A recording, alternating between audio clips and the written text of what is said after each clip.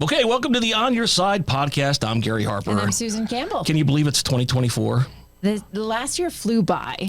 Every year flies by. Yeah, it's crazy how fast the years kind of come at you. Yeah. And I feel like I'm still in that, getting out of the holiday funk. Yeah.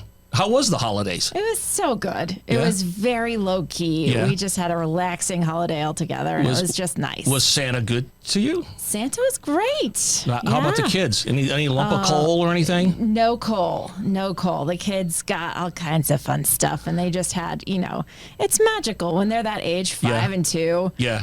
They woke up and they got to peer over the banister and see presents. It just melts your heart into a little puddle. You know what my grandma used to give me for this? Will tell you exactly how old I am. She came over on a boat from Austria, okay, Ellis Island, okay. She would give me a stocking full of oranges and apples. I love that. Yeah, because that's what she got as a young That's child. so sweet. Yeah, so I didn't understand when I was a kid. I was like, what's going on You're here? like, ride the Hot Wheels. But now I totally understand. That's so very sweet. sweet of her. Did you have a good holiday? I did have a good holiday. I sure did, yeah. Empty nesters, as you well know, so it was just me and the wife. And but one of our boys is coming into town this week, so fun. we're going to have a little belated Christmas get-together. And a little toast to the new year. A little toast to the new year. Guess what I spent last week doing? What? Because it's the end of the year and you always have to do this. You have to, well, I don't know if you keep files, but I have files, on my cars, bank statements, insurance, all kinds of stuff. So I had to take my 2023 file box and I had to transfer everything to a cardboard paper box, put 2023 on it, and then I had to file all of that with, I got them up to 10 years. I think that's too many. Yeah, I think 7 is the max for taxes even. Well, right? The IRS will tell you they can go back as far as they want. Now, when you do get rid of them, do you shred everything? Well, no. Oh, you mean like the older ones? Once you get rid of the old ones, yeah. You got to shred them. Absolutely. I don't throw those things in the trash. Yeah, you got to shred them. I feel like most of our documents are all online. Everything we have is online. Well, they are now, which means with 2024, hopefully your stack is small. My stack should be smaller come this time next year. Anyway, with the new year, it's a great opportunity to kind of revisit a couple of different issues. One of them is insurance. I have car insurance, which went up dramatically. And there's a lot of reasons behind that. Number one, my wife totaled her car. That'll do it. That will do it. And then my son totaled But she was okay, right? Listen, we're talking about the car, okay? It's like she calls, I'm in an accident. How's the car? Oh, Gary. No, it wasn't. Come on. I know you're joking. I am joking. Everybody's joking. I know. And she is okay. This was, a year ago, but now I'm, paying the price because higher insurance. And then my kid, he wrecked his car, so. Is he still on your insurance? He's still on my insurance. Both of my boys are still on my insurance. Yeah. Well, I know how you can lower your rates. Get rid of the boys. Yeah. Yeah, I know. But we're talking about insurance and the reason why insurance is going up and maybe why, or how, I should say, how you can, decrease your rates. Let's get them down. So we're talking to Michael Gallagher. He's with Trusted Choice, which represents the members of the Independent Insurance Agents and Brokers of America. You're also with Toro Insurance out of Mesa, Arizona. How are you doing today, Michael? I'm good, Gary. I know you're going to ask me why are rates going up? Yeah. And you are going to be my answer because you and your wife keep having these wrecked vehicles. Wait, it's not me, Michael. It's the Your wife part. and my adult son. Yes. Part of the problem. So, yeah, I know if you just keep a clean, record, it should be fine. But when you have minor fender benders or major losses, then it does raise rates. But what about the other people out there who, we get emails all the time saying, my insurance is going through the roof. I haven't had an accident in 20 years. What's going on with that, Michael? Can you explain that? Gary, it doesn't matter if you have not had a accident in years. If you had one, if you had two, it's going to affect your premium. I'd like to say that we're getting in fewer wrecks, fewer accidents, but in our reality, accidents are always happening. And these days, those accidents are more and more expensive. These fenders are no longer just chrome fenders. They're actual computers, including your windshield. Your windshield is just as expensive at times to fix than a simple accident because they've got to get recalibrated in addition to getting fixed. So all these, and on top of that, the materials are even more expensive. You've got computer chips. So why are rates going up? They're going up because so is the material involved in getting those fixed. You know, you mentioned the windshield, and it's a great example because with these high-tech cars now, they have like the digital speedometer right on the windshield, so you don't even have to look at your dash. It's right there. You get a rock in your windshield and you want it replaced, that really adds up. I mean, that say $600 windshield has now become a $1,800 windshield, and it also counts against you now, right? Oh my! If you were to leave with any information for me today, it would be stop filing glass claims. Glass claims, they're not coming out and saying it, but glass claims are actually being counted against you. I believe in the past they weren't as highly against you as they are now, but some of these glass claims do count as much as an actual collision. So people think that they can just, if they've got free glass or full glass coverage, they can just keep getting window after window after window, but that adds up and your carrier is going to take note. And we have people whose premium goes up significantly because of that. If not, they're getting non-renewed or canceled because it's costing that carrier too much to keep you as a client. It is so hard to drive in Arizona without getting a damaged windshield, though. I mean, I just had to have one replaced because I got a chip, I got another chip, and then one of those chips became that crack the entire way across, and it was right at my eye level. And it was like one of those things where I tried to drive with it for a little while because I just was putting it off, and it was so unsafe. So I'd say probably, 4 or 5 months ago, I'm driving down the interstate, and I don't know what it was, but something the size of a football came out of nowhere. Believe me, it did not give a chip in the window. It looked like a bowling ball hit my window. Gosh. It just spider web cracks. Just terrifying. Oh my God, scared the daylights out of me. No kidding. But Michael, I did pay for that out of pocket because, like you said, my insurance agent said, if you submit a claim on this because it's a nice car, you're probably going to be dropped when you come time for renewal. So, yeah, here's some advice on that. If you can afford it, it wouldn't be a bad idea for you to drop the full glass coverage and insure it yourself. There are times when it doesn't make sense to do that because you can't afford that full glass. But yeah, if you can afford to pay for that glass every now and then, but also take advantage of that person that comes up to you at the car wash and says you got a chip. Get that chip covered. It takes what, $30, $40 to get a chip repaired versus a windshield, which costs much more, and you'll end up paying for it in the end. Even though it's considered free on your end, you'll still end up paying for it. Does that actually work, those little chip repairs? I never had one done. I always turn them down. I've never done it myself, but yeah, they do work.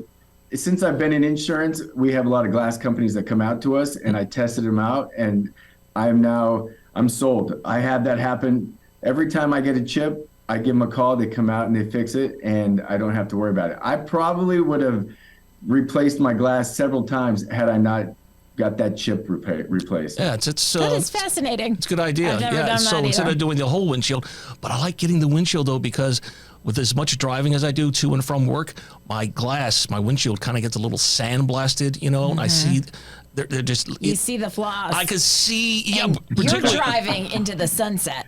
when I'm going home, I'm driving west, and it looks like I went through a car wash with sandpaper on my windshield sometimes. So, yeah, it does feel good to get that new glass. It does feel good, like you said, to have new glass. It's like crystal clear. It pops, boom. You can see everything. But anyway, talk to us about bundling.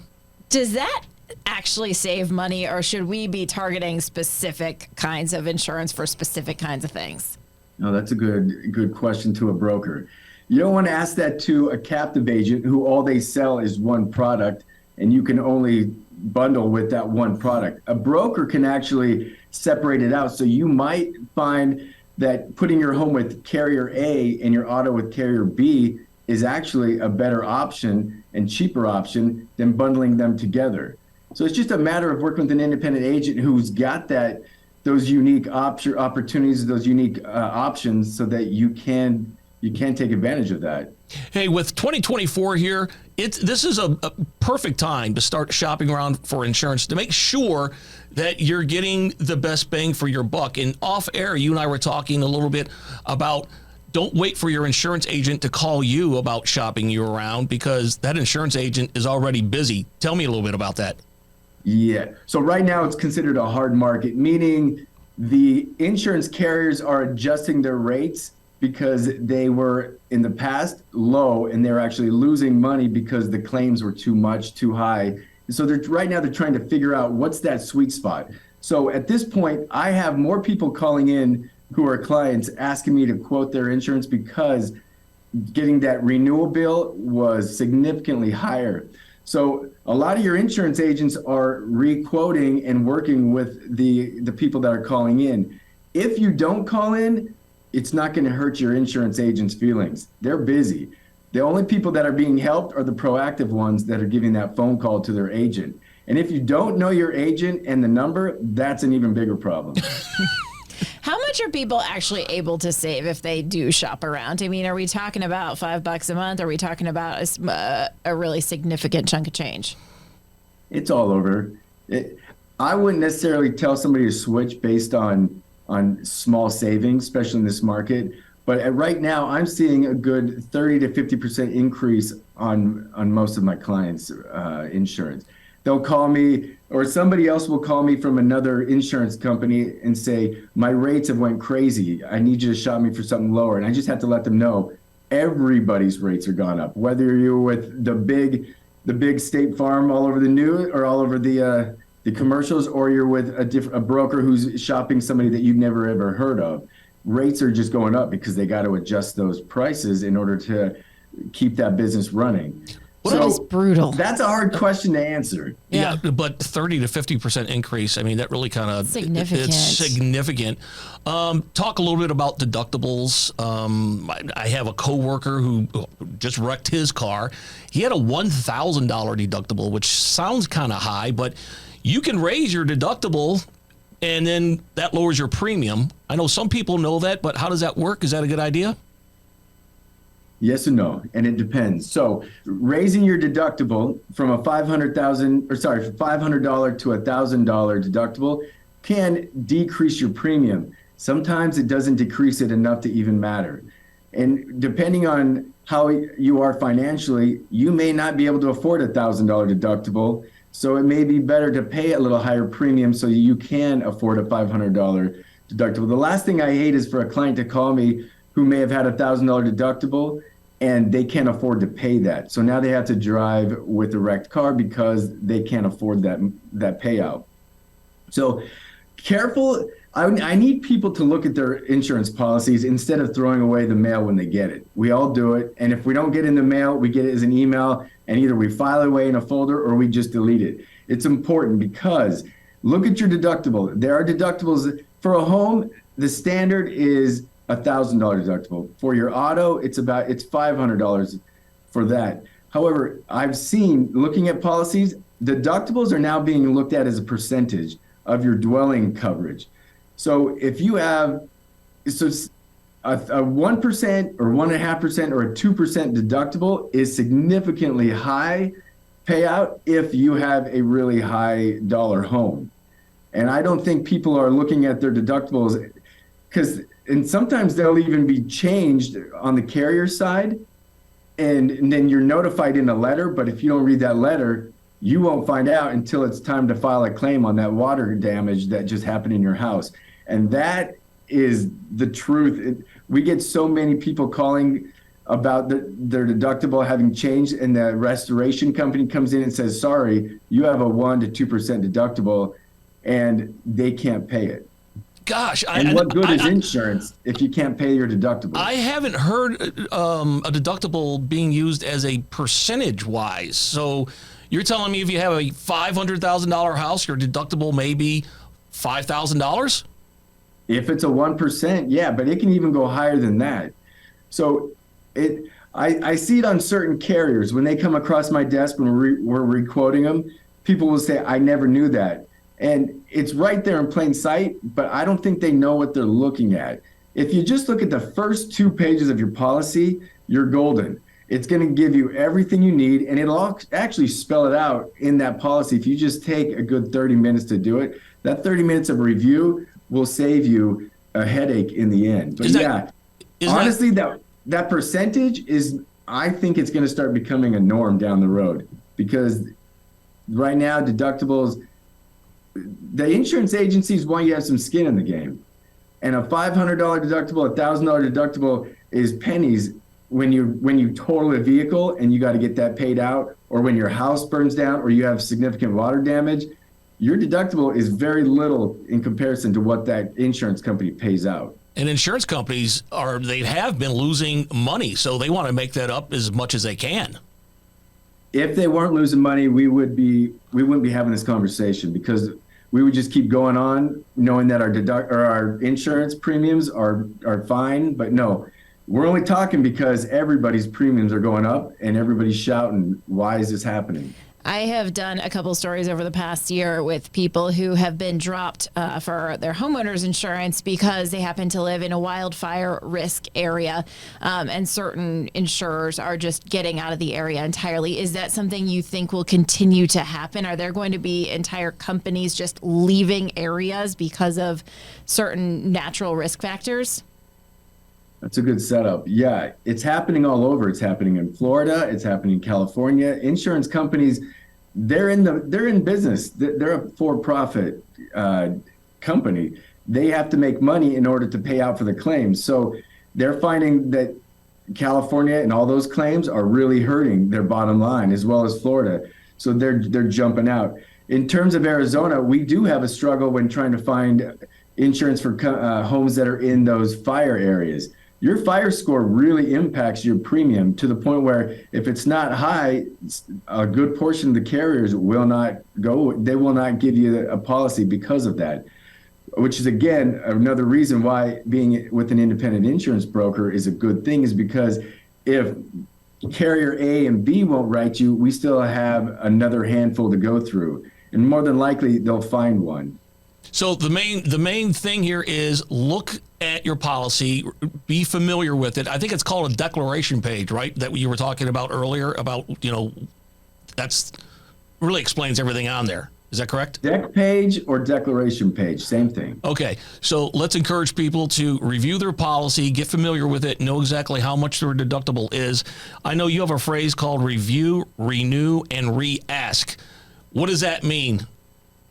Well, I think people are afraid to make changes. I think they don't want to, for whatever reason, they're comfortable with their insurance carrier, they're comfortable with their agent. They for whatever reasons, they don't want to bother their agent to have them review it. Get it reviewed. And if it's too high, then feel comfortable enough to tell your agent, I need to go look elsewhere because this isn't in my best interest. As an insurance agent, I'm always saying goodbye to clients, but giving them the option to come back without feeling awkward. As an insurance agent, you have to have everyone in their best interest. So if I can't find them a price or coverage that fits their certain situation, then I'll refer them to somebody else. I think people just need to get that, hey, friends are friends, business is business. If you can save money by switching carriers, switching agents, do it. And then feel free to go back if things change up. But yeah, that is huge. Yeah. Always review. And here's one thing too. I know this is mainly for home and auto, but business insurance. Make sure that you're getting with your business insurance agent 45 days if not 60 days out. Don't wait for that insurance agent to contact you the week of or a few days before that renews, because then you're forced to sign. You don't have the ability to go out and shop. And that's kind of a tricky way some agents will go about it, where they put you in a position where you have no option other than to sign with them. Be proactive, reach out in time to make changes or to go reshop, and you're going to be much better off than the other person who just closes their eyes and hopes that it's going to go down. Yeah, insurance will not go down. And don't be loyal. I mean, it's great to be loyal depending on what we're talking about, but don't be loyal to your insurance company just because you've been with a company for, say, 25 or 30 years. Shop around. You might do yourself a huge favor and save yourself a lot of money. Hey, Michael, if people want to know more about you or insurance, I mean, how do they find you, and any websites, anything that you want to toss out there? I will. My insurance agency is Toro Insurance Group. Again, my name is Mike Gallagher. I'm the principal of the agency. You can reach me at mike@toroins.com or www.toroins.com. I'm happy to answer questions, review policies. I don't even need to be your agent. I just need people to be safe, protected, and paying what they should without having to pay what somebody else wants them to pay. Sounds good. Mike, thanks so much for being on the On Your Side podcast. Have a great day. Thank you. The On Your Side podcast is produced by Brad Denny. Our audio engineer and editor is Todd Martin. Segment producer is Colin Stanton. And I'm Gary Harper. And I'm Susan Campbell. If you have a problem you can't resolve, maybe we can. Send us a message through azfamily.com or our AZ Family mobile app. Look for the On Your Side section and leave us a message. Thanks so much for listening to the On Your Side podcast. And if you like it, leave us a review. We'll see you next week. On Your Side is on Good Morning Arizona every weekday morning at 6:45 and 7 o'clock, and every weekday evening on Good Evening Arizona at 4 and 5 o'clock. You can also catch it on Arizona's Family News at 9 on 3TV every weeknight.